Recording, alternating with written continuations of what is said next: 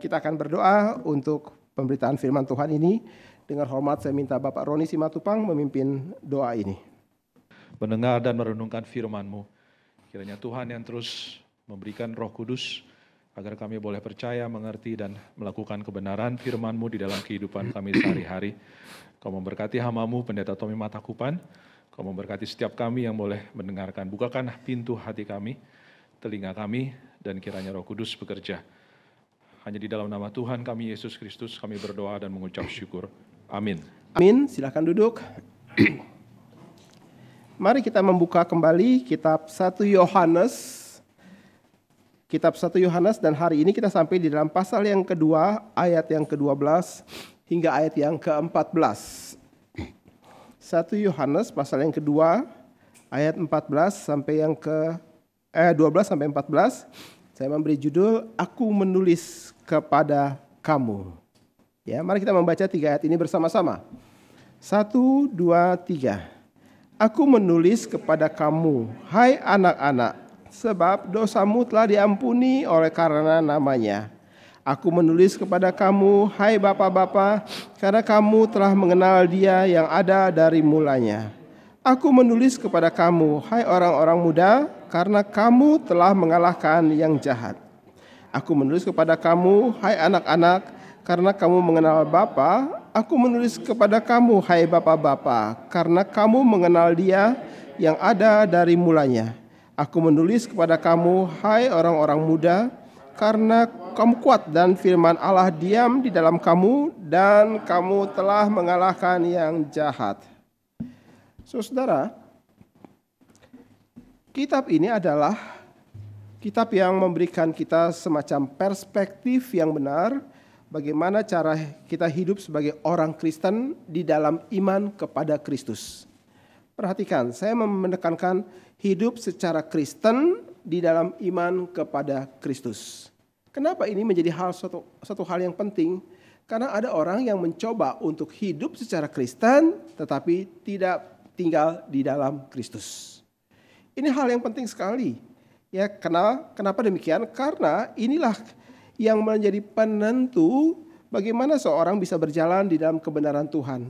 Yohanes, pribadi yang sama, di dalam Injilnya berkata, di luar aku, kamu tidak dapat melakukan apa-apa.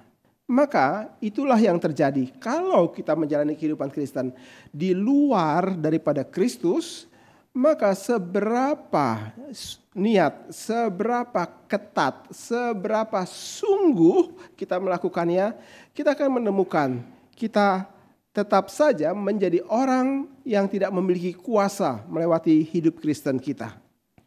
Itu sebab ketika surat ini ditujukan, maka Yohanes memulai suratnya dengan berkata, semua yang kami lihat, semua yang kami dengar, semua yang kami raba tentang firman yang hidup itu, sekarang kami beritakan kepada kamu.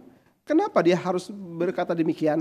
Karena dia sedang membawa jemaat yang dia layani. Yang dia layani ini untuk melihat hidup percayamu di dalam Kristus. Karena Kristus itu bukan tokoh fiktif.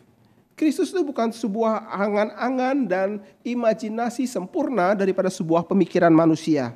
Kristus adalah pribadi yang real. Ia pernah datang ke dalam dunia di dalam tubuh manusia, berbalut darah dan daging. Dan dia adalah yang menurut Yohanes, aku melihat, aku mendengar, aku meraba, ya, meraba dia. Bersamaan juga dengan semua teman-teman rasul yang lain. Kami semua menjadi saksi daripada kehidupan dia semenjak baptisan sampai kepada kenaikan dia ke sorga. Kami adalah saksi bahwa dia bukan tokoh fiktif. Dia ada pribadi yang real sekali. Ya saudara, itu sebab kenapa di awal tadi saya berkata hidup Kristen, ya, bagaimana hidup secara Kristen di dalam iman kepada Kristus. Bukan di dalam iman bayang-bayang seperti yang dihadapi oleh Yohanes. Ketika dia melayani di sana, maka ada ajaran yang berkata bahwa Kristus itu bukan tokoh real, itu hanya bayang-bayang saja. Itu hanya bayang-bayang semu. Tubuh Kristus itu adalah tubuh maya. Ya, oleh karena berusaha untuk mempertahankan kalau yang rohani atau yang bersifat roh itu baik, sementara yang daging itu jahat. Yohanes bilang tidak. Yohanes bilang tidak demikian. Kristus adalah tokoh yang real. Bahkan kitab Ibrani berkata bahwa dia tidak malu menganggap kita sebagai saudara. Dia mengalami semua pengalaman-pengalaman daripada kelemahan manusia. Hanya saja dia tidak berdosa. Itulah Kristus. Kita mempunyai sebuah harapan bahwa pengalaman iman kita itu real. Coba saudara bisa bayangkan, kalau misalnya Kristus itu adalah tokoh fiktif, maka iman kita pun juga menjadi iman yang fiktif, bukan? Iman kita adalah iman yang tidak mempunyai fondasi dan yang kokoh di dalam sejarah. Ya, kalau Alkitab berkata Yesus lahir di dalam kandang itu bukan sekedar menunjukkan sebuah tempat dan sebuah cerita yang kemudian didramatisir dalam peristiwa Natal, tapi mau menjelaskan dia adalah tokoh real. Dia lahir di Bethlehem, tempatnya ada. Dia lahir di tempat situ, bahkan di kota-kota yang Yesus pernah kunjungi pun kita bisa menemukan. Yang dalam Alkitab kita bisa menemukan realitanya di dalam sekarang ini. Ada kota-kota seperti itu. Nah, sehingga saudara, itulah sebabnya maka Yohanes memulai dengan berkata, dia bukan pribadi fiktif karena dia adalah sumber daripada seluruh pengalaman hidup iman Kristen. Karena pengalaman iman Kristen itu adalah hanya di dalam dia saja. Nah, saudara, Yohanes bukan saja berbicara tentang iman kepada Kristus, tapi dia juga bicara tentang bagaimana menjadi seorang yang percaya. Ini nampaknya menjadi sesuatu hal yang menjadi pusat perhatian Yohanes dalam ayat yang ke-12 sampai ayat yang ke-14 ini. Di awal dia berkata tentang konsep doktrinal kristologi. Kami mengalaminya sendiri dan kami beritakan kepadamu. Lalu dia berkata tentang kalau kamu bersama-sama dengannya, maka kita memiliki persekutuan yang sama. Lalu kemudian dia berkata dalam persekutuan yang sama tersebut, maka Allah yang adalah terang itu, dia akan menerangi setiap relung-relung daripada hidup kita yang masih dipenuhi dengan kegelapan. Dan dia menyediakan sarana, datanglah di dalam pengampunan dan dalam pengakuan, dan engkau akan menemukan pengampunan itu. Lalu kemudian dia berpindah dan berkata, pada waktu engkau percaya, maka salah satu buktinya adalah kasih Kristus ada dalam hatimu, dan karena itu engkau bisa mengasihi sesamamu. Ini seperti sebuah rangkaian daripada pengajaran-pengajaran penting yang bersifat yang praktikal tentang hidup Kristen. Lalu sampai pada ayat yang ke-12, sepertinya Yohanes berhenti sejenak. Dia memberikan sebuah jeda. Dia memberikan sebuah pause, dia memberikan sebuah momen seperti dia mau merangkum kembali seluruh apa yang dia pikirkan sampai dengan saat itu. Ada sebuah jedah. Jedahnya itu seperti dia selalu memulai dengan perkataan, aku menulis kepadamu. Nah, disinilah kita melihat bagaimana Yohanes berhenti sejenak dan seperti membuat semacam resume sesaat tentang kalau kita bicara tentang percaya kepada Kristus dan kita berjalan di dalam percaya kita menjadi orang percaya, maka kamu sekarang sudah sampai di mana? Sepertinya Yohanes mau berkata demikian. Kamu sekarang dalam perjalanan imanmu itu, kamu sudah sampai di mana? Kamu sudah tiba di dalam fase yang apa? Kamu sudah ada di mana? Apakah kamu sedang dan tetap berada di dalam fase anak-anak, atau di dalam fase seorang bapa, atau di dalam fase seorang anak muda, orang-orang muda? Ini yang kemudian dicatat di dalam ayat 12, 13, dan yang ke-14. Ya, dalam ayat-ayat itu Yohanes memakai koneksi daripada keluarga untuk memberikan gambaran tentang inilah yang terjadi di dalam hidup percaya kita. Ada orang Kristen yang anak-anak, ada orang Kristen yang bapa, dan ada orang Kristen yang orang-orang muda. Saudara, itu sebab Yohanes seperti berhenti sejenak dan menoleh ke belakang dan berkata, saya sudah mengutarakan paling sedikit beberapa doktrin penting dalam hidup Kristen.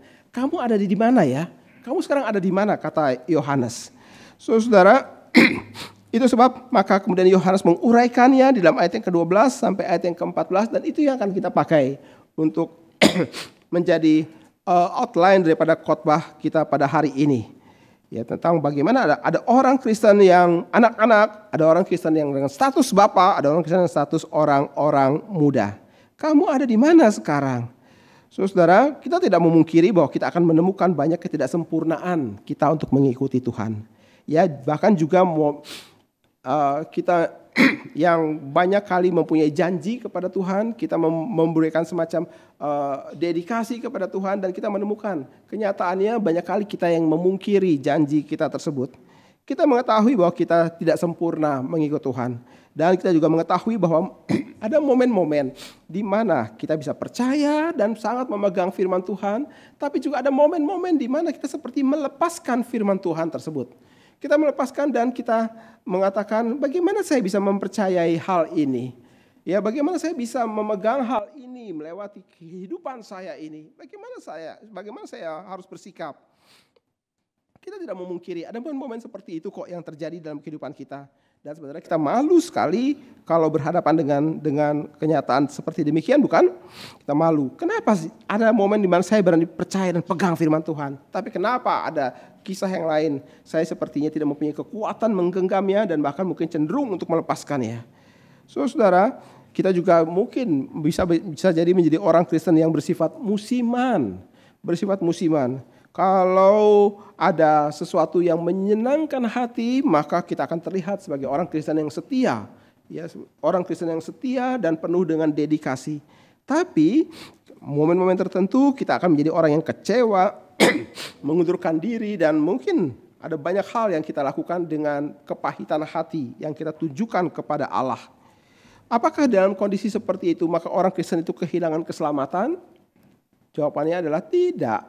Tidak, ya. Kenapa? Karena Allah berjanji bahwa kamu sudah mengenal Allah. Ya, ini kita harus bisa membedakan antara hidup kita sebelum kita percaya kepada Kristus dan sesudah kita percaya kepada Kristus. Ya, loh, maksud Pak Tom itu seperti apa? Hidup percaya sebelum dan sesudah. Bukankah saya lahir di tengah keluarga Kristen? Saudara lahir di tengah keluarga Kristen tidak otomatis saudara jadi orang yang percaya kepada Kristus, bukan? Saudara percaya kepada Kristus hanya melalui satu cara, yaitu dilahirkan kembali oleh kuasa daripada Roh Kudus.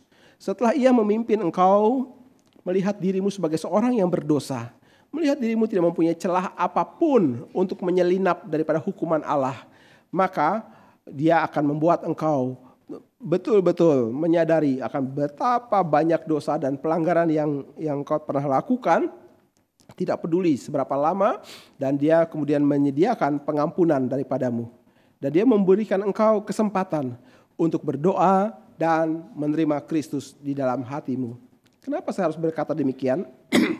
Karena ada orang-orang yang Tuhan berikan pengertian bahwa dia orang berdosa, tapi Tuhan tidak kasih kesempatan bagi dia untuk berdoa menerima Tuhan Yesus ke dalam hatinya. Ada banyak orang-orang yang seperti demikian, sehingga di sini kita melihat bahwa ada orang-orang yang kemudian Tuhan bawa kepada pengertian dia berdosa, Tuhan menyediakan kesempatan dan pintu yang terbuka baginya untuk datang kepada Kristus. Maka pada momen kita kembali, Tuhan memberikan kesempatan bagi dia untuk percaya kepada Kristus. Maka disitulah momen dia menjadi orang percaya. Dia menjadi orang Kristen yang benar-benar. Ya, sehingga bukan karena engkau lahir di tengah keluarga Kristen, maka engkau adalah orang Kristen. Orang dapat berkata, aku percaya kepada Yesus. Aku percaya kepada Yesus dengan latar belakang atau dengan pengertian, aku lahir di tengah keluarga Kristen. Tidak mengherankan, kenapa demikian? Karena dari kecil di sekolah minggu, di remaja, dan semua di pemuda, semua diajarkan tentang Kristus. Dan dia berkata, aku percaya kepada Kristus. Bukan demikian. Sebab Alkitab berkata, Allah mengenal siapa yang menjadi milik kepunyaan Dia. Dan hanya yang menjadi milik kepunyaan adalah yang akan berjalan dan mengikuti Dia. Jadi tidak semua orang yang berkata, engkau adalah Tuhan, maka dia adalah orang Kristen yang dikenal oleh Bapa di sorga. Sebab pada saat itu, kata Alkitab, aku akan berkata, enyahlah daripadaku, kamu sekalian hai pembuat kejahatan. Maka di sini jelas sekali Alkitab membedakan antara orang yang sungguh-sungguh percaya dan orang yang sepertinya percaya. Dan kalau kita lihat apa yang Yohanes katakan, maka dia sepertinya fokus kepada orang yang sudah percaya. Orang yang sudah percaya, maka kamu akan melewati stages, tahap-tahap level daripada kedewasaan di dalam hidup imanmu. Ya, dan itu sebab mari kita sekarang mulai masuk menyelidiki satu ayat demi satu ayat. Kamu akan melewati level hidup imanmu sebagai tanda kedewasaan. Yang pertama, di dalam ayat yang ke-12 dia berkata, aku menulis kepada kamu, hai anak-anak. Hai anak-anak. Ini adalah orang Kristen yang baru mengenal Kristus dan kelahiran kembali. Dan mereka sedang bertumbuh. Mereka bertumbuh dengan sebuah jaminan. Jaminannya apa? Dosamu telah diampuni. Jaminan ini serius sekali. Sangat serius benar. Kenapa demikian? Saya pernah berada dalam sebuah pelayanan pembinaan untuk majelis-majelis dalam sebuah gereja tertentu. Lalu ketika saya mengajukan pertanyaan-pertanyaan mendasar tentang iman Kristen kepada mereka, jawaban mereka itu tercampur aduk jadi satu. Tercampur dan tidak karu-karuan. Sehingga dengan kata lain, mereka sendiri tidak tahu mereka sedang berada di mana. Apakah saya orang bayi atau saya bapak atau saya adalah seorang anak-anak muda tersebut. Mungkin secara kasat mata kita melihat, wah dia mungkin sebagai seorang bapak. Tapi mungkin dia sebenarnya bayi rohani. Atau mungkin dia sebenarnya tidak ada dalam kategori keluarga Allah. Dia masih di luar. Dia belum percaya sama sekali.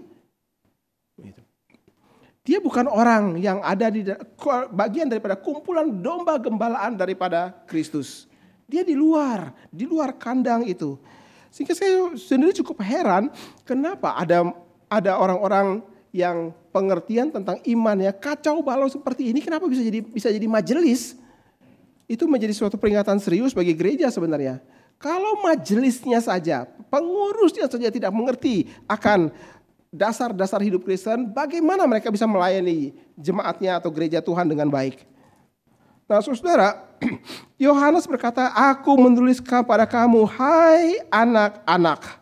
Hai anak-anak, kamu harus tahu jaminanmu adalah ketika kamu mulai berjalan di dalam Kristus, di dalam imanmu, maka dosamu itu sudah diampuni. Dosa yang seperti apa? Dosamu yang masa lalu semua sudah diampuni. Pada saat engkau berdoa dan meminta Tuhan mengampuni engkau. Dosa yang mana lagi? Dosa saat ini. Saat ini dan di sini. Kalau engkau lakukan, maka engkau berdosa kepada Allah. Dan engkau disediakan sarana, mintalah ampun. Dan engkau akan mendapatkan pengampunan. Tapi bagaimana dengan dosa akan mendatang? Saya belum melakukannya, saya belum bekerja. Sehingga orang berkata, untuk dosa-dosa yang mendatang Tuhan belum ampuni. Jawabnya adalah tidak, Tuhan ampuni. Sebab pengampunan daripada Tuhan itu sempurna adanya. Yang perlu kita lakukan ketika kita berbuat dosa untuk masa yang mendatang itu adalah Tuhan mau melatih kita untuk menjadi seorang yang rendah hati, mengaku dosa kita. Kita mengaku dosa bukan karena Tuhan tidak tahu kita berbuat dosa, tapi Tuhan ingin melihat keseriusan dan kesungguhan kita. Sebab mengaku adalah aku bersetuju tanpa perbantahan bahwa dosa itu adalah dosa. Kita sudah pernah menyelidiki hal ini bukan? Maka disitulah kita diajarkan untuk datang apa adanya dan kemudian berkata kepada Tuhan, Tuhan, saya berbuat dosa kembali, ampuni saya. Apakah ada pengampunan yang Tuhan berikan? Ada dan selalu akan ada untuk orang-orang yang sudah ditebusnya. Tuhan akan selalu membuat orang-orang tebusan ini mengalami pengalaman mengakui dosa. Oleh karena tidak ada satu orang Kristen pun semenjak dia percaya kepada Kristus, maka dia menjadi orang yang super rohani. Dia tidak membutuhkan pengakuan lagi. Itu adalah kebohongan besar di dalam dunia ini. Setiap orang Kristen perlu melewati pengalaman untuk pengakuan dari dosa mereka. Karena mereka bukan super, mereka bukan orang yang tanpa celah. Mereka harus mengetahui bahwa dosa-dosa mereka sudah diampuni dan sekarang untuk dalam perjalanan hidup iman mereka sedang Tuhan ajar untuk terbuka, jujur dan penuh dengan kerendahan hati mengakui dosa-dosamu itu. Nah, ini adalah orang anak-anak yang pada dasarnya mereka baru mulai berjalan. Mulai berjalan maka pelajaran pertama, materi pertama, subjek pertama adalah kamu sudah ditebus di dalam oleh Kristus, di dalam pengampunannya melalui karya salib Kristus. Ini adalah menentukan sekali. Sebab kalau tidak, maka kita akan bolak-balik bergumul dengan problema dosa kita. Kita akan terus berkajang kepada hal-hal yang kita campur adukan semua itu jadi satu. Dan kita akan berkata di dalam sebuah kebingungan dan ketidakmengertian, apakah kalau aku berbuat dosa dan saat ini dan tidak sempat untuk mengaku dosa, maka keselamatan itu akan hilang? Pertanyaan itu sangat wajar sekali. Dan saya berharap hari ini ketika kita membahas ini, maka semua akan menjadi clear. Kalau saudara sudah percaya kepada Kristus, ingatlah, hai anak-anak, kata Yohanes, dosamu sudah diampuni. Semuanya sudah diampuni. Sebab Paulus dalam bagian lain berkata bahwa Kristus telah mengampuni segala dosa kita. Itu dalam catatan dalam kitab Kolose. Dia mengampuni segala dosa kita. Segala itu berarti semua-muanya tanpa sisa. Semua-muanya, tidak ada yang terlewatkan atau terluput. Semua-muanya mendapatkan anugerah pengampunan. Nah, ini adalah pengalaman menemukan anugerah di dalam pengampunan. Dan kalau kita mengaku dosa dalam hidup Kristen kita, itu adalah pengalaman menemukan anugerah di dalam perjalanan hidup iman. Ini dua hal yang berbeda. Saudara-saudara, kenapa demikian? Karena istilah pengampunan di dalam ayat ini, di dalam bagian yang kita baca ini, itu berarti dosamu sudah dihapuskan. Posisimu sudah diceraikan dari hidupmu yang lama. Kamu sudah dipisahkan. Bahkan kamu sekarang sudah menjadi tidak ada lagi dosanya di hadapan Tuhan. Wow, menarik sekali di sini. Istilah pengampunan itu mempunyai arti sudah dihapuskan, bahkan hidupmu sudah diceraikan daripada ikatan dengan hidupmu yang lama. Kamu dipisahkan untuk menjadi hanya miliknya Allah, dan Allah memandang kamu sebagai orang yang dosa-dosamu menjadi tidak ada lagi. Ini sesuai dengan salah satu peraturan di dalam Perjanjian Lama tentang kambing hitam. Ya, di dalam upacara pengampunan atau di dalam upacara pengampunan dosa gitu ya, mengaku dosa di dalam Perjanjian Lama, ada satu upacara tentang seorang imam itu meletakkan tangannya ke atas kepala seekor kambing hitam, lalu kemudian kambing itu kemudian dilepaskan ke padang. Dan menariknya Alkitab berkata, dan kambing itu menjadi tidak ada lagi. Menjadi tidak ada lagi. Kemana kambing itu? Enggak tahu. Alkitab tidak menjelaskan apakah kambing itu tersesat atau kecebur atau mati di padang gurun. Alkitab tidak menjelaskan semua itu. Tapi yang Alkitab hanya katakan adalah kambing itu menjadi tidak ada lagi. Oleh karena apa? Oleh karena semua dosa-dosa daripada orang itu ditimpakan kepada kambing itu, kemudian kambing itu dilepaskan ke padang, dan dia tidak ada lagi. Ini yang kemudian kenapa saya pakai dosa-dosa orang percaya di dalam Kristus menjadi tidak ada lagi. Karena seluruh dosanya sudah ditimpakan kepada Kristus. Seluruh dosa sudah ditaruh kepada Kristus. Sehingga Alkitab berkata, ia yang tidak berdosa dibuatnya untuk menjadi berdosa, supaya kita bisa diterima oleh Allah. Allah Bapa menumpahkan semua murkanya kepada Kristus, dan Kristus menanggung dosa itu. Ini menjadi semacam kesulitan dalam beberapa banyak orang yang ada di dalam dunia ini. Bayangkan saja, saudara, kalau saya berbuat dosa saya yang kecil saja sudah cukup membawa saya ke neraka, bukan? Betul apa enggak? Saya berbuat dosa kecil aja, bahkan saya mungkin berkata, sudahlah, ini just a piece of cake kok, tidak merugikan siapapun. Tapi di hadapan Allah itu pelanggaran besar dan cukup membawa kita ke neraka. Dan Alkitab berkata, Kristus menanggung dosa seluruh dunia. Kok masih bisa masuk surga? Logis apa enggak? Dosa satu orang cukup membawa dia ke neraka. Yesus menanggung dosa sebanyak seluruh dunia, tapi masih tetap bisa masuk surga. Logis apa enggak? Maka jawabnya kita melihat jawaban itu akan mencerminkan realita imanmu itu. Ya, jawaban daripada masalah ini. Dan Alkitab apakah memberikan jawaban terhadap pertanyaan seperti demikian? Ya, Alkitab memberikan jawabannya. Di dalam Alkitab dikatakan satu-satunya tempat bahwa Kristus itu adalah satu-satunya pribadi yang mempunyai hidup yang tidak berkebinasaan. Satu-satunya yang mempunyai hidup yang tidak berkebinasaan. Sehingga seluruh dosa dunia ditaruh kepada Kristus, maka itu bukan merupakan sesuatu hal yang akan mengganggu hidup yang tidak berkebinasan dalam diri Kristus. Karena dia sendiri adalah dirinya hidup. Dia adalah penghulu hidup itu sendiri. Dan dia adalah hidup itu sendiri. Itu sebab, saudara, itu sedikit apologetika terhadap apa yang dikatakan, yang saya jumpai banyak sekali di lapangan. Dan banyak orang yang mengajukan keberatan tersebut karena mereka tidak mempunyai ajaran itu di dalam kitab suci mereka. Sehingga mereka merasa bahwa ini suatu hal yang aneh sekali. Bagaimana mungkin satu aja neraka, ini semua seluruh dunia tapi tetap masuk surga. Mereka akan berkata, pikir. Memang pikir menurut ukuran daripada manusia, semua yang dikerjakan oleh Kristus itu tidak masuk akal kok. Semua yang dikerjakan oleh Allah di dalam dunia berkaitan dengan penebusan dosa pun juga tidak masuk akal. Hanya untuk menunjukkan bahwa keselamatan itu bukan hasil pikiran daripada manusia. Saudara-saudara, Yohanes berkata, hai kamu anak-anak. Ini adalah level pertama daripada hidup Kristen. Istilah anak-anak juga bisa dimengerti selain engkau adalah orang yang baru pertama kali percaya kepada Kristus, bisa juga dimengerti sebagai engkau sekarang berada di bawah pengawasan pengajaran. Ya, engkau sekarang ada di dalam pengawasan pengajaran. Siapa yang mengawasi? Allah sendiri melalui Roh-Nya yang kudus. Saya percaya saudara, tidak ada orang Kristen yang sungguh-sungguh sudah terima Tuhan Yesus, dia akan tersesat dalam hidup imannya. Dia mungkin satu kali bisa tersesat, tapi Roh Kudus tidak akan pernah membiarkan dia tersesat. Dia pasti akan dibawa pulang di dalam sebuah pengertian yang benar akan kitab suci.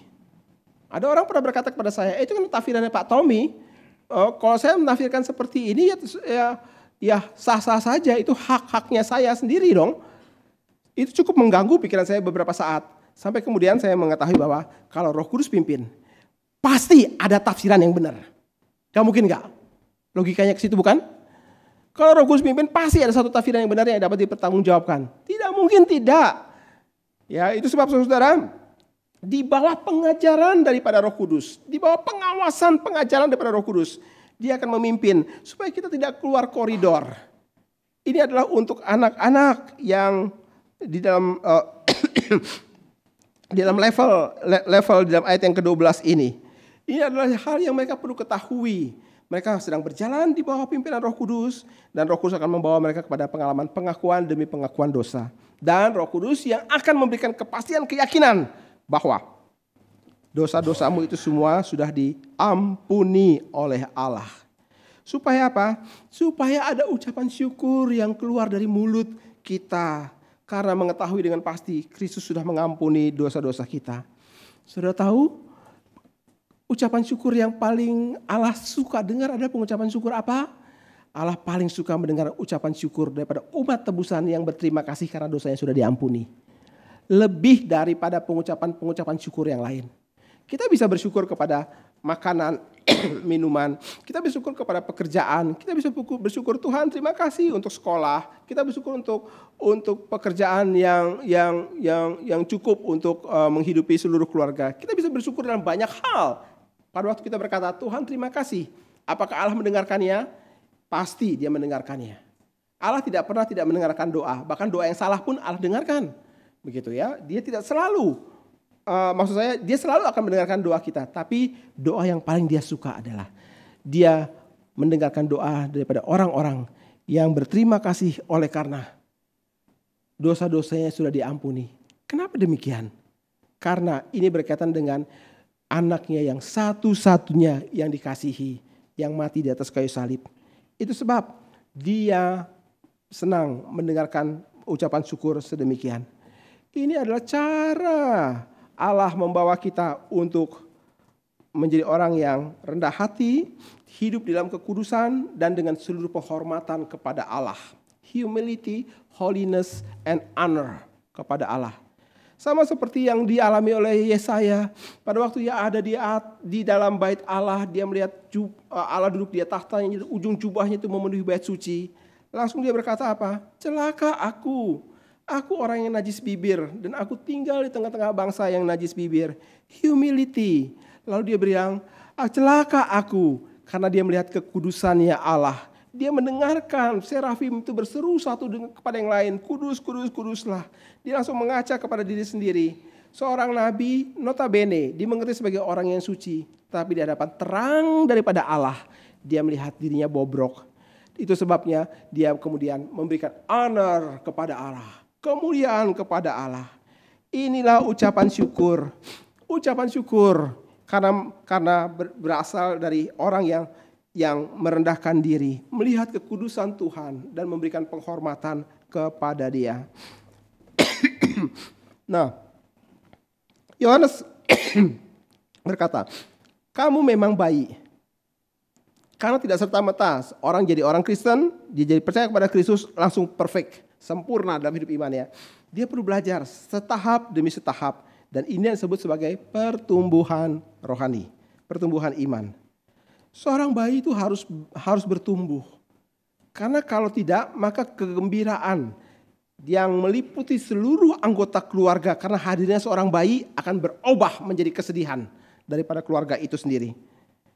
Ya, bayi itu harus bertumbuh.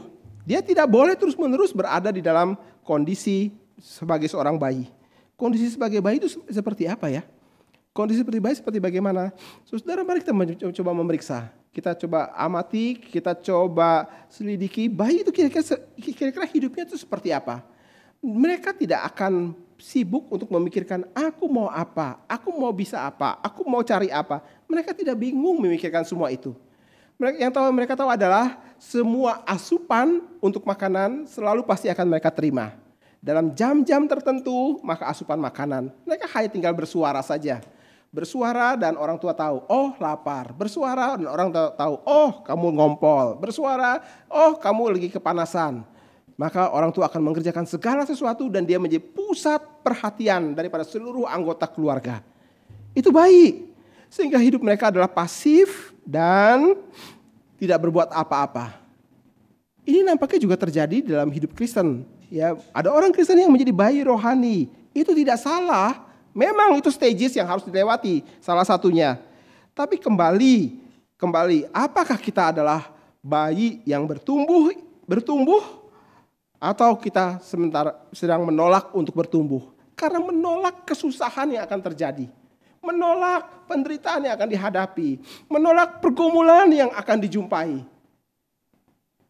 Itu menjadi suatu kesedihan bagi seluruh anggota keluarga. Dan bayi yang tidak bertumbuh itu adalah bayi yang menyusahkan banyak orang. Demikian juga orang Kristen yang tidak bertumbuh, yang selalu mau jadi bayi rohani, pusat perhatian, selalu mendapatkan pelayanan, selalu mendapatkan semua asupan yang diberikan oleh seluruh anggota tubuh daripada Kristus. Maka orang ini akan menjadi sumber kekesalan bagi banyak orang. Itu menyusahkan banyak orang di dalam persekutuan tubuh Kristus. Dan Tuhan sendiri pasti tidak suka. Oleh karena kalau dia tinggal sebagai seorang bayi, dia sedang menolak pekerjaan Roh Kudus yang membawa dia kepada pertumbuhan. Dia pasti akan menjadi objek pekerjaan Roh Kudus. Kamu harus bertumbuh. Kalau dia terus menolak, maka Tuhan pasti akan hukum dia. Tidak boleh orang Kristen tidak bertumbuh. Dia harus bertumbuh. Sehingga kembali ke dalam pertanyaan. Setelah Yohanes menguraikan ajaran-ajaran penting, di dalam jedah ini 12, 13, 14 ayat ini seperti dia sedang mengajak semua pembaca mengevaluasi. Baik, sekarang saya mau kasih tahu kepada kamu bahwa di dalam kekristenan dan percaya kepada Kristus ada 3 stages. Bayi, bapa, dan orang muda. Sekarang saya mau kamu tahu, kamu tuh ada di posisi yang mana? Kamu sedang berada dalam posisi yang seperti apa? Dan ingat, dalam ayat yang ke-12 Yohanes berkata, kamu sekarang dalam pengajaran, tapi kamu harus bertumbuh. Tidak ada orang Kristen yang tidak boleh bertumbuh. Harus bertumbuh. Itu yang menyenangkan hati Tuhan. Nah saudara, penulis kitab Ibrani pun mengalami hal yang sama. Ya, nampaknya ini menjadi model daripada banyak orang Kristen yang malas, nggak mau bertumbuh. Dan semuanya merasa bahwa Allah harus menyediakan semuanya baginya. Ya, coba kita lihat pasal yang ke-5. Bagaimana murkanya penulis kitab Ibrani ini. Ibrani pasal yang ke-5 ayat yang ke-11 sampai ayat yang ke-14. Dia memberikan catatan detail tentang kondisi daripada jemaat yang ia layani. Saya akan membacakannya bagi kita sekalian. Tentang hal itu banyak yang harus kami katakan, tetapi yang sukar untuk dijelaskan, karena kamu telah lamban dalam hal mendengarkan. Lelet sekali. Sebab sekalipun kamu ditinjau dari sudut waktu, sudah seharusnya menjadi pengajar. Kamu masih perlu lagi diajarkan asas-asas pokok dari pernyataan Allah, dan kamu masih memerlukan susu, bukan makanan keras. Sebab barang siapa masih memerlukan susu, ia tidak memahami ajaran tentang kebenaran, sebab ia adalah anak kecil. Tapi makanan keras adalah untuk orang-orang dewasa yang karena mempunyai panca indera yang terlatih untuk membedakan yang baik daripada yang jahat. Sampai di situ. Saudara-saudara, kitab Ibrani memberikan kita daftar kesusahan. Kalau orang Kristen itu tidak bertumbuh, dia masih menikmati status bayi rohaninya. Apa yang terjadi dalam hidup mereka? Mereka tidak dapat membedakan baik dan jahat itu seperti apa.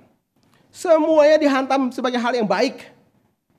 Ya, semua dia merasa semuanya pasti baik. Yang dari Tuhan semuanya itu pasti baik. Betul, semua dari Tuhan itu pasti baik. Benar. Ini adalah cara hal pertama bayi rohani menilai Tuhan dalam kehidupan dia. Hal pertama adalah dia selalu melihat Tuhan itu selalu baik. Tapi kalau dia belajar mulai bertumbuh, dia akan menemukan kebenaran bahwa kehendak Tuhan bukan selalu baik, tetapi Tuhan juga tidak pernah salah. Tidak pernah salah dalam pengertian apa? Karena mungkin sekali orang Kristen berkata, kenapa semua ini terjadi padaku Tuhan? Kenapa semua ini terjadi padaku? Pertanyaan kenapa semua ini terjadi, itu sebenarnya sedang mendiskreditkan Allah. Dia sedang berkata, Tuhan engkau pasti baik. Tapi maafkan Tuhan, ternyata engkau kurang jeli untuk melihat apa yang terjadi dalam hidupku. Untung aku melihatnya. Dan aku berkata, kenapa Tuhan? Ini namanya kau sedang mendiskreditkan Tuhan. Pada momen kau bertanya, tapi dengan hati yang memberontak, pada saat itu engkau sedang berdosa. Ya, saudara, itu sebab pertama mereka akan melihat Allah itu baik, tapi kemudian akan beranjak melihat dia pasti tidak pernah salah. Tidak pernah salah. Dan yang ketiga adalah dia akan berkata bahwa semua kehendak Tuhan itu sempurna bagiku. Tapi aku tidak akan pernah bisa menikmatinya di dalam kedaginganku. Nah, ini baru namanya orang yang dewasa. Semua kehendak Tuhan itu sempurna bagiku, betul. Dan ingat baik-baik, semua itu tidak akan pernah kamu nikmati dalam kedagingan kamu. Itu sebab saudara, penulis kitab Ibrani berkata, lihatlah baik-baik. Kalau kamu tetap menjadi status bayi, kamu tidak akan bisa membedakan baik dan jahat. Kamu akan terus-menerus menjadikan hidupmu sebagai pusat daripada dunia. Bahkan Tuhan pun kamu tarik untuk lihat dirimu. Tarik melihat kesusahanmu. Tarik melihat dalam tanda kutip penderitaanmu. Ya, orang ini adalah orang-orang yang tidak akan pernah terampil di dalam perkataan dan perbuatan. Dia pandai mengucapkan hal-hal berkaitan dengan Allah, tapi dia tidak pernah menemukan kebenaran itu di dalam kehidupannya. Bahkan yang menyedihkan adalah penulis kitab Ibrani berkata, kamu sebenarnya sudah harus jadi pengajar loh. Kamu harus jadi pengajar, tapi sekarang tidak. Kamu adalah orang-orang yang terus-menerus harus diajar. Saudara bisa bayangkan betapa menyusahkannya orang ini. Menyusahkan, sangat menyusahkan sekali. Orang-orang yang bayi rohani ini. Dalam satu aspek tertentu, hadirnya seorang bayi menggembirakan. Tapi kalau tidak ada pertumbuhan, menjengkelkan. Betul ya? Menyusahkan hati. Saudara-saudara, semua orang percaya dapat anugerah yang sama, pengampunan dosa, tapi tidak semua dengan tingkat pertumbuhan yang sama. Ya, ada yang baru percaya langsung karena ketaatan, cinta kepada firman, maka dia berjalan dan pertumbuhan yang begitu pesat sekali. Dan dia bisa berkata-kata tentang kebenaran firman Tuhan dari kehidupannya. Sementara yang lain mungkin naik turun, percaya enggak, orang Kristen musiman atau apapun itu, dia akan menjadi iri kalau melihat kenapa orang itu punya pengalaman yang lebih kaya dan lebih limpah denganmu Tuhan daripada saya.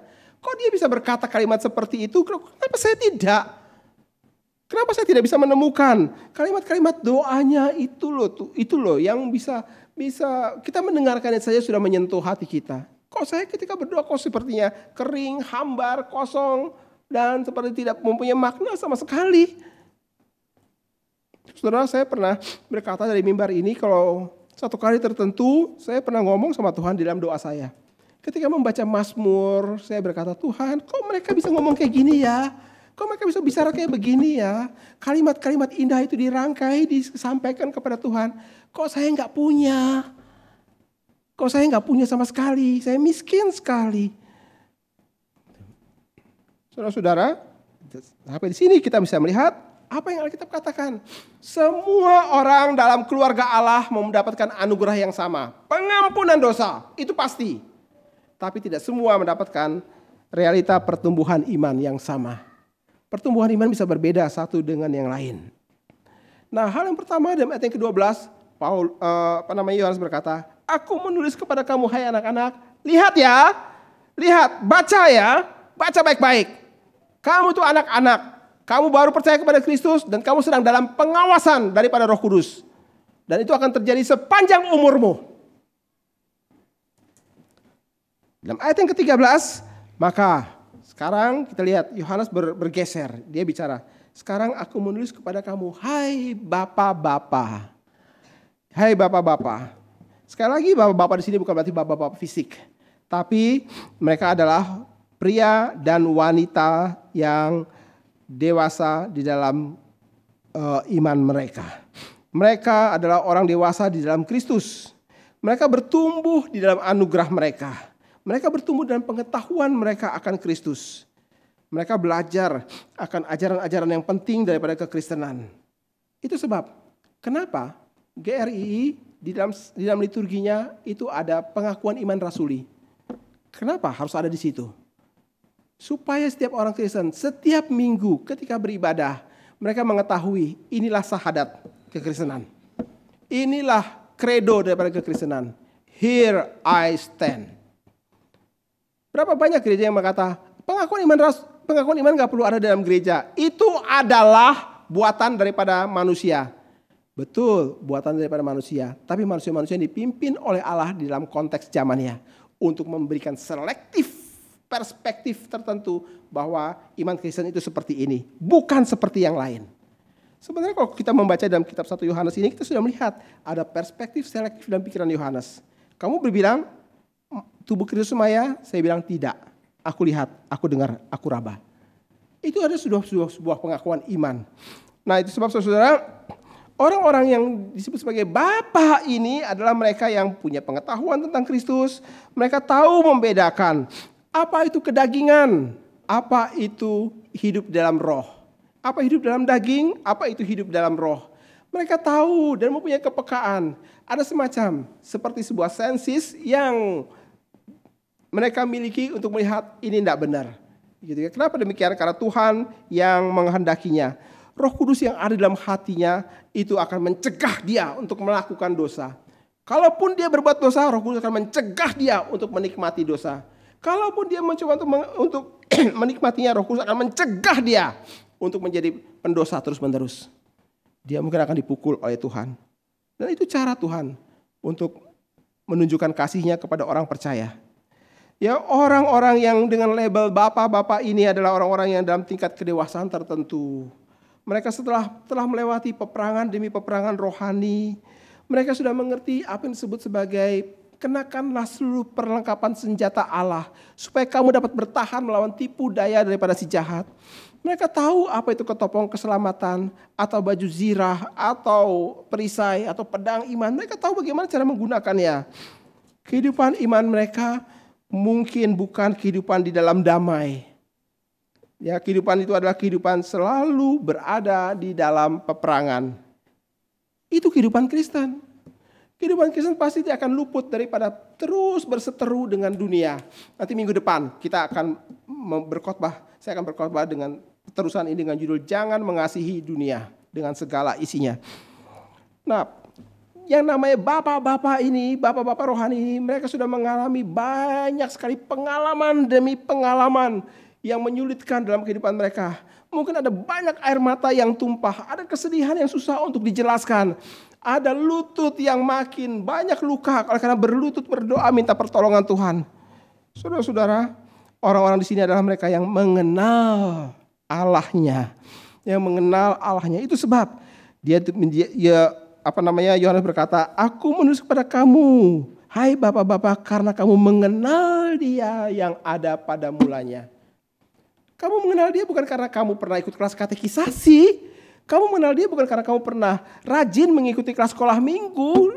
Guru-guru itu mengajarkan tentang Allah, kamu mengenal Dia. Tidak, bukan di situ maksudnya. Mengenal Dia itu adalah mengenal, masuk ke dalam semua keintiman yang tidak bisa dimengerti oleh orang-orang yang tidak datang dekat-dekat dengan Allah. Ya, makin dekat dengan Allah, makin timbul rasa cinta. Makin dekat dengan Allah, makin timbul rasa kasih yang makin melimpah-limpah. Sampai di sini saya pikir ada benernya ya pepatah Jawa yang berkata, weting trisno, jalaran, sukokulino. Ya, makin kalau kamu deket-deket terus, maka pasti akan tumbuh benih-benih cinta. Saya pernah punya staff yang kalau datang ke kantor dulu selalu berantem seperti anjing sama kucing. Rame terus. Sedikit saja kesalahan bisa jadi rame. Salah taruh kertas bisa jadi rame. Bisa ke bawah sampai siang, sampai sore mau pulang daripada kantor. Rame sekali. Karena mereka selalu berdua dalam tugasnya lama-lama weting tresno. Menikah. Saya bilang ini keajaiban. Enggak heran kalau Alkitab berkata, saya heran jalan seorang laki-laki dengan wanita. Keajaiban. Wah, ini adalah keajaiban tingkat tinggi gitu ya. Dari musuhan, benci, selalu ngomong kalimat-kalimat yang tajam, sekarang berubah. Menikah dan sudah punya beberapa anak sekarang. Lucu juga ya dunia ini ya. Gitu. Kita kembali. Istilah mengenal itu adalah memberikan sebuah indikasi. Aku mengenal engkau. Bukan karena pengalaman. Bukan karena pengetahuanku. Tapi aku melewatinya. Bersama dengan engkau di dalam bayang-bayang kekelaman. Bersama dengan engkau di dalam gelapnya malam. Bersama dengan engkau ketika tidak tentu tujuan. Tapi satu hal yang aku tahu. Aku berjalan bersama dengan engkau. Saudara-saudara, sebuah perahu di tengah laut, dia akan tetap, orang di dalam perahu itu akan tetap tenang kalau mengetahui dengan pasti perahunya tidak bocor. Seberapa dalamnya laut itu tidak akan mengganggu dia, sebab dia punya kepastian perahuku tidak bocor. Saya di pedalaman Kalimantan Timur di cucunya Sungai Mahakam, ketika dari satu tempat mau ke desa yang lain, naik sampan yang dari batang kayu yang dibolongin tengahnya. Lalu ketika saya mau masuk ke sampan, saya lihat ada bolong di tengah itu, di tengah sampan itu. Lalu teman yang di sana bilang, orang di sana bilang, udah Pak Tommy naik aja, enggak akan tenggelam. Maksudnya bagaimana nih? Saya memang bisa berenang, tapi kalau air sungai di sana arusnya deras, lain cerita deh, begitu ya. Ya, dia Pak Tommy datang masuk aja ke sana. Lalu ada satu jemaat orang Dayak di sana bilang, nanti kalau Bapak di situ sambil Bapak duduk, sambil Bapak ambil kelapa punya batok, Bapak tuang air yang masuk. Ya ilah, ini juga ngeri-ngeri sedap ini, gitu dia. Jadi sambil perahu jalan tuh air curur, tapi saya mesti cepet gitu. Lucu juga ya. Itu pengalaman between heaven and earth, gitu ya.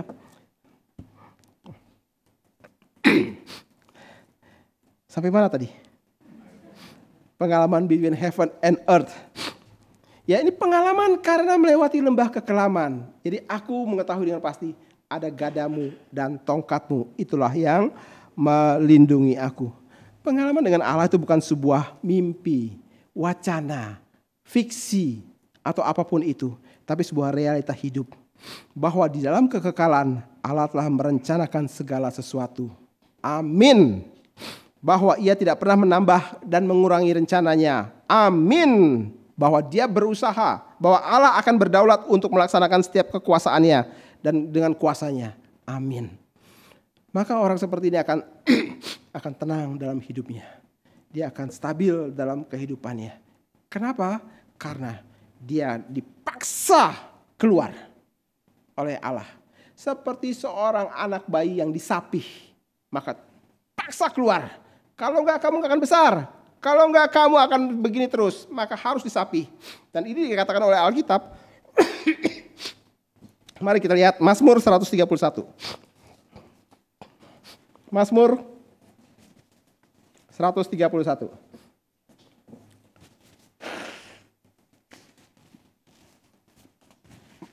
Ayat yang kedua. Mari kita membaca ayat ini sama-sama. 1, 2, 3. Sesungguhnya aku telah menenangkan dan mendiamkan jiwaku. Ya, seperti anak yang disapih jiwaku dalam diriku. Seperti anak yang disapih jiwaku dalam diriku. Ini menjelaskan tentang pada awalnya dia tidak suka. Dia tidak suka, dia tidak nyaman. Dia tidak nyaman sekali. Tapi kemudian di awal dia berkata, aku menenangkan dan mendiamkan jiwaku. Karena ini semua keharusan.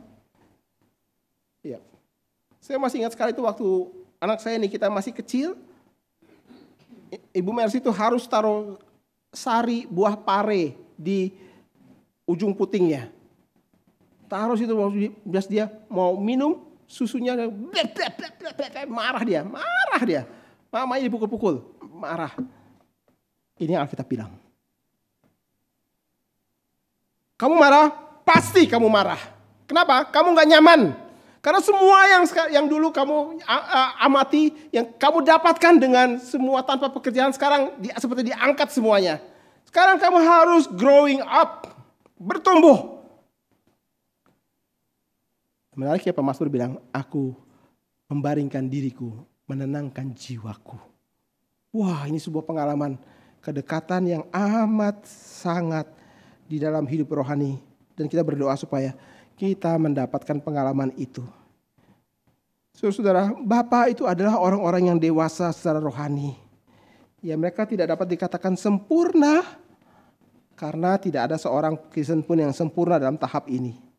Mereka disebut Bapa. Karena apa?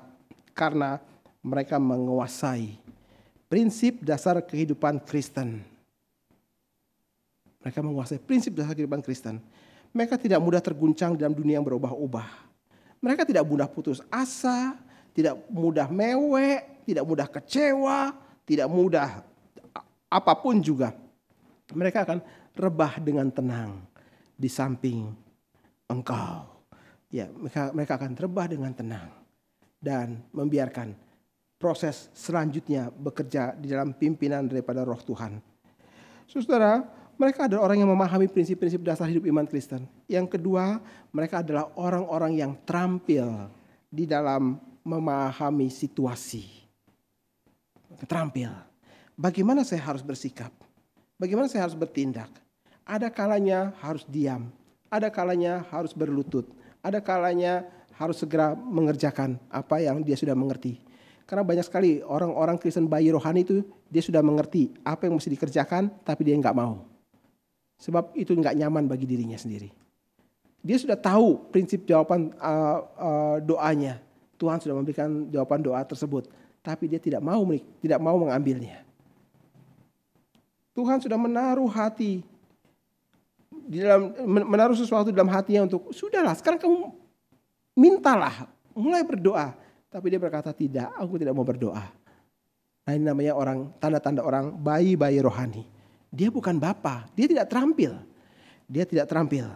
Saudara-saudara, para bapa adalah mereka yang dewasa. Karena mereka telah belajar firman Tuhan, bagaimana Tuhan bekerja, dan mereka terampil di dalam teknik-teknik iman mereka.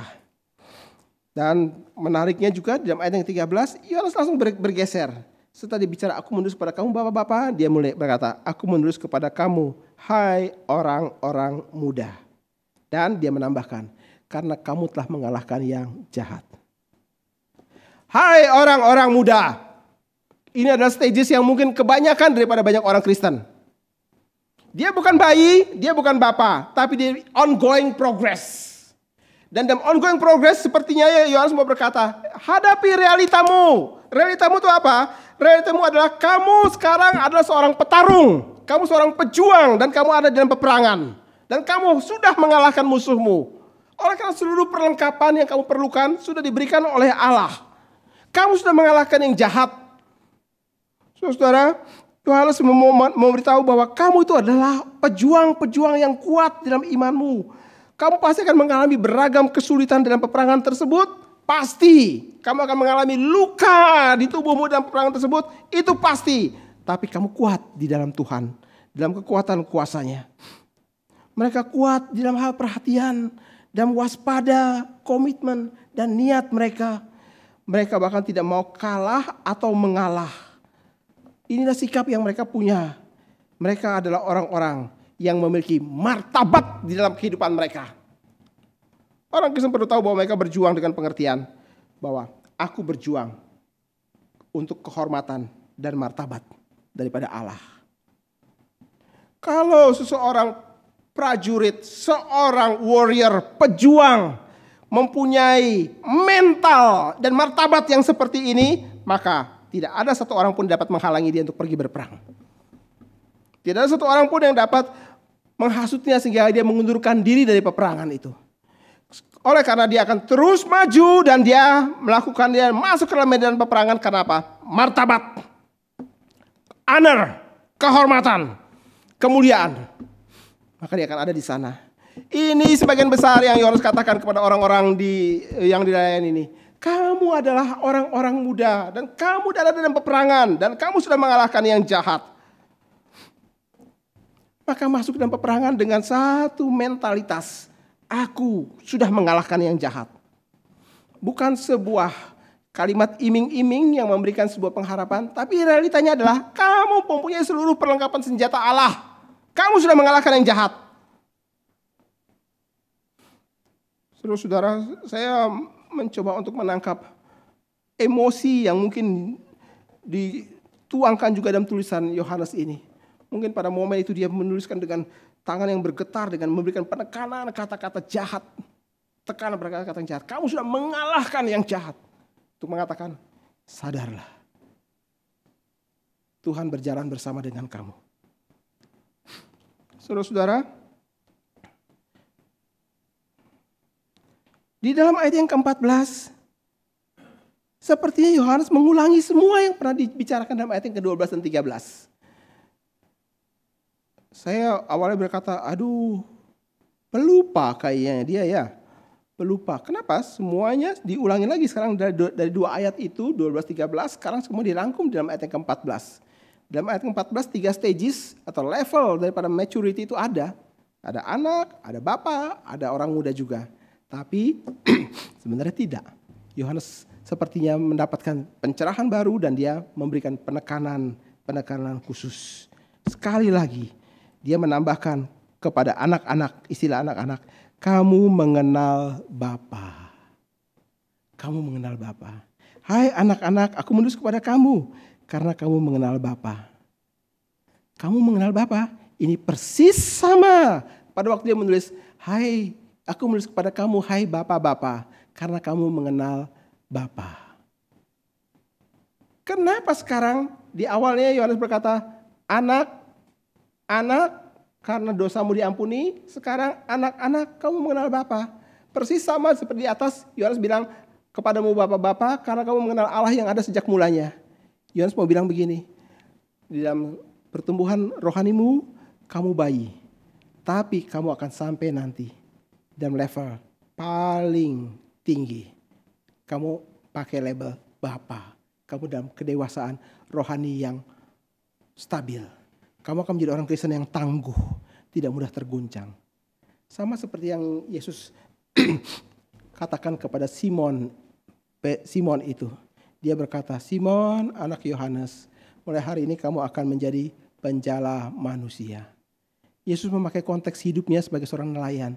Tapi kemudian Yesus men-switch dengan berkata, kamu bukan penjala ikan lagi. Kamu adalah penjala manusia. Dan Yesus berkata, di atas batu karang ini aku akan mendirikan jemaatku. Seperti Yesus mau berkata demikian. Simon, Simon, engkau akan berjalan mengikut aku dan lihatlah apa yang akan terjadi dalam dirimu setelah engkau mengikut aku. Aku melihat engkau dengan perspektif kerajaan Allah. Aku akan mendirikan jemaatku di sana. Di atas dirimu. Di atas pengakuan imanmu, aku akan mendirikan jemaatku. Yesus melihat suatu hal yang jauh sekali ke depan. Dan ini yang Yohanes alami. Yohanes juga melihat, anak-anak kamu mengenal Bapa. Sebuah perspektif yang melampaui jauh ke depan. Bahwa engkau akan meninggalkan masa kanak-kanakmu. Engkau akan bertarung dalam peperangan rohanimu. Dan engkau akan sampai satu kali tertentu. Engkau akan sangat menjadi orang yang bijak. Untuk melihat mana rohani, mana kedagingan. Dan engkau dapat menentukan pilihan. Engkau dapat menjadi orang yang mengajar orang-orang yang lebih muda. Untuk berjalan di dalam jalan yang sama. Saudara-saudara, inilah nutrisi pertumbuhan rohani itu. Mereka perlu belajar mengenal Allah. Anak-anak itu perlu belajar mengenal Allah. Karena kamu mengenal Bapa, kamu harus belajar baik-baik mengenal Allah. Mengenal karakternya. Semua sifat-sifatnya. Kamu harus belajar untuk mengenal nama-namanya. Karena Allah disebut dengan banyak nama dalam Alkitab. Dan nama-nama itu sesuai dengan konteksnya masing-masing. Kamu harus mengenal pekerjaan-pekerjaannya. Kamu harus mengenal kehendak-kehendaknya. Kamu harus mengenal semuanya itu. Atau kalau tidak, maka kamu akan mudah menjadi mangsa kegelapan. Yang dikatakan sebagai seperti seekor singa yang mengaum. Yang berjalan untuk mencari orang yang dapat ditelannya. Saudara, Yohanes berkata, kamu sudah mengalahkan yang jahat. Iblis itu tidak suka jika Anda membangun hidupmu di sekitar. Iblis itu tidak suka jika engkau membangun hidupmu di sekitar sentralitas kitab suci. Ia tidak akan pernah bisa menghentikan keselamatanmu. Tapi dia dapat menyesatkan engkau. Membawa engkau tidak menikmati firman. Membawa engkau melecehkan firman. Membawa engkau untuk mengkategorikan firman. Ini pantas, ini tidak pantas. Ia akan memalsukan pengalaman imanmu tanpa harus perlu konfirmasi kebenarannya dalam Alkitab. Seorang pernah berkata, aku tidak peduli apa yang Alkitab katakan. Yang penting aku mengalaminya. Itu penghinaan terhadap pekerjaan Roh Kudus. Ia juga akan mengalihkan perhatianmu dan membuat engkau menyimpang dari jalannya Tuhan. Bahkan ia menawarkan spiritualitas instan yang menawarkan kehidupan rohani tanpa pergumulan. Saudara-saudara, intinya adalah iblis akan menahan engkau supaya engkau tidak boleh dewasa. Kau harus tetap anak-anak. Kalau anak-anak kan lucu kan? Betul, lucu. Tapi nggak tahu malu. Iblis akan terus bertahan menahan engkau di situ. Sudahlah, untuk apa bicara mengenai kesusahan mengikut Tuhan? Tuhan sudah memberikan segala sesuatu pada kita. Sudahlah, buang semua ajaran seperti itu dan katakan itu bukan ajaran Tuhan. Tapi tidak demikian. Kristus sendiri dalam inkarnasi di dalam seluruh keterbatasannya itu sebuah penderitaan. Saudara-saudara, Yohanes berkata, hai orang muda, kamu kuat dan firman Tuhan tinggal di dalam kamu. Saya percaya saudara, Yohanes menempatkan hal ini terakhir sebagai rahasia pertumbuhan rohani bukan tanpa sebab. Apa yang membuat seorang anak secara rohani akan berubah menjadi seorang pemuda secara rohani? Dan apa yang menyebabkan seorang pemuda secara rohani berubah akan menjadi seorang bapak secara rohani? Pemindahan satu tahap menjadi satu tahap itu kayak apa? Yohanes memberikan kita pengertian. Sama seperti yang ia pernah catat dalam Injilnya. Di luar aku kamu tidak dapat berbuat apa-apa.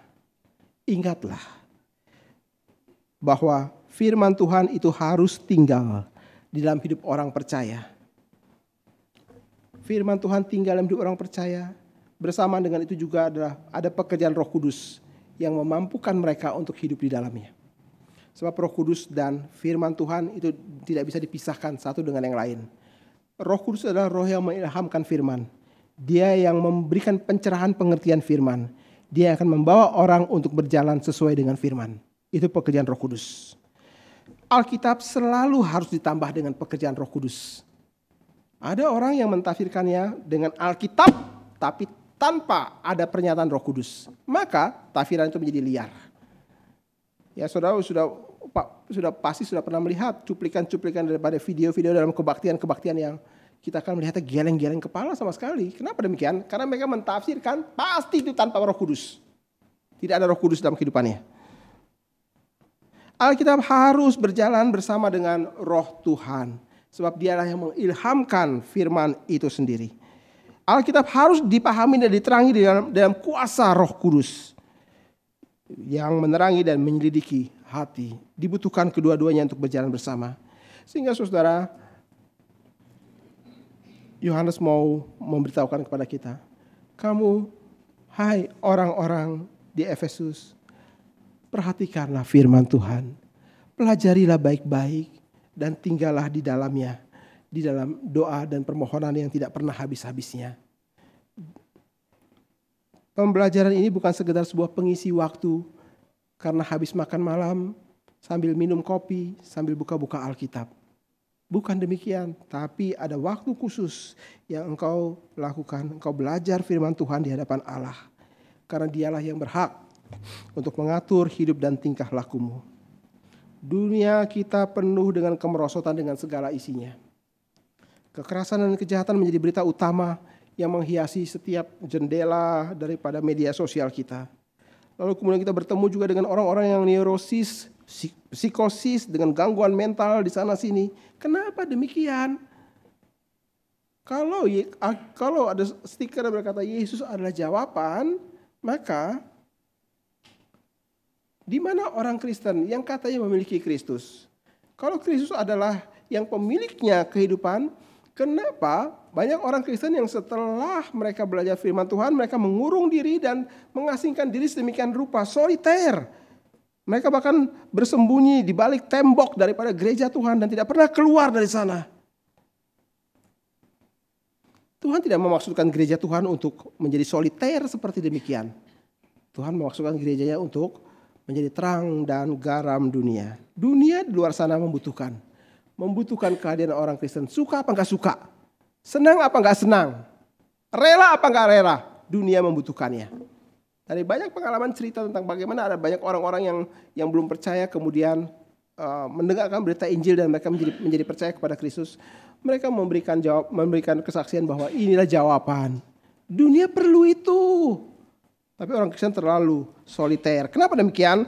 Karena mereka adalah anak-anak. Maksud saya mereka adalah anak-anak. Mereka tidak mau bertarung di dalam kehidupan pelayanan mereka. Mereka cenderung menjadikan solusi dunia sebagai tempat pertama yang mereka biarkan orang ambil. Bahkan mereka sendiri pun mungkin mengadopsi daripada pikiran dunia untuk hidup di dalam kekristenan mereka. Saudara, saya akan menutup khotbah ini dengan berkata, apakah Anda ingin menjadi seorang Kristen yang belum dewasa sepanjang hidupmu? Pasti jawabannya tidak. Dan apakah engkau ingin terus-menerus perlu dibantu dengan kruk ini dan kruk itu sepanjang hidupmu? Pasti saudara juga akan berkata tidak.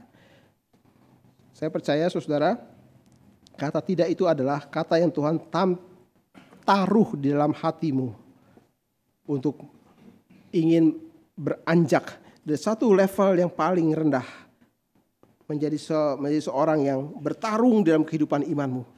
Dan menjadi seorang yang menjadi stabil, dewasa, bergantung sepenuhnya kepada Tuhan. Tidak mudah digulingkan, tidak mudah diobang-ambingkan. Allah memanggil kita dalam persekutuan semacam itu. Allah memanggil kita untuk menjadi berkat dalam kondisi seperti itu. Kiranya Tuhan memberkati kita. Mari kita berdoa.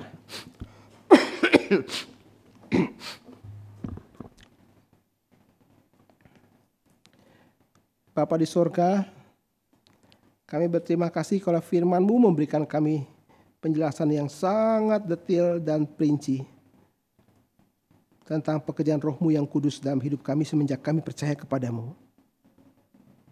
Engkau menginginkan kami bertumbuh dalam kehidupan iman kami menjadi Bapa. Ampuni untuk banyak kemalasan dan keengganan kami untuk mendengarkan apa yang kami baca dan melakukan apa yang kami pahami. Ampuni akan kelambatan kami buat patuh.